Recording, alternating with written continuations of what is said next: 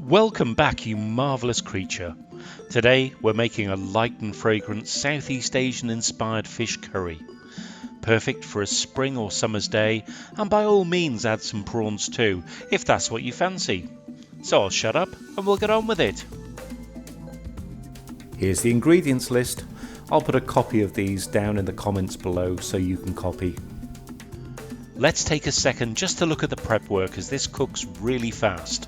So, garlic sliced, lime leaves sliced, onions and chilli sliced, tomatoes quartered, and lemongrass smashed, ginger sliced, spices at the ready. That was a list. Now onto some cooking. Drizzle the vegetable oil in a wok or large frying pan and gently fry the garlic slices just until they begin to brown. We're just looking to use these to flavour the oil. Then take them out. You can discard them if you like, but I love crispy garlic to snack on. Add the chopped spring onions to the garlic flavoured oil and sweat these until they're soft but not discoloured. Then we can add the ground coriander, the cumin, the turmeric, the seasonings and the ginger to the pan and cook gently for a minute just to release their flavours.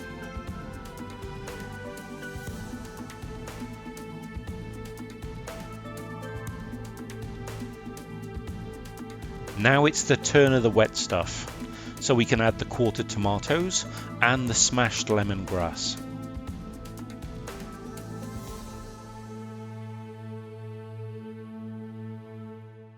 Followed by the coconut milk and the Kaffir lime leaves, which will give the sauce such a fresh flavour.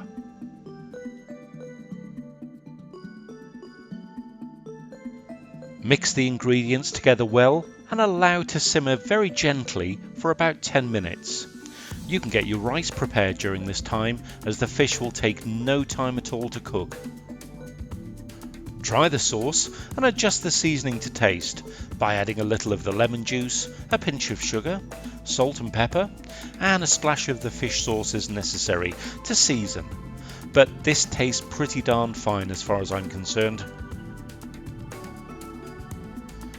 Now it's time to add the fish. Allow 6 to 8 minutes to cook at a simmer.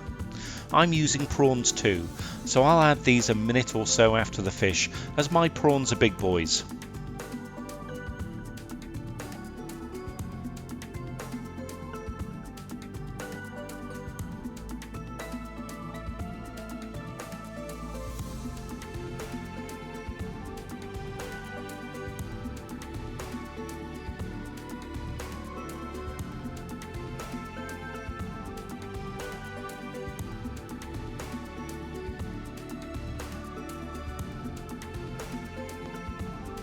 Serve your saucy curry with rice, strewn with a little chopped coriander to finish. Oh, and I can't resist Indian breads, despite this curry being distinctly South Asian. So I hope you loved this light and fragrant recipe. If so, drop me a like. It feeds the algorithm and helps my recipes get to more people. So until next time, bye!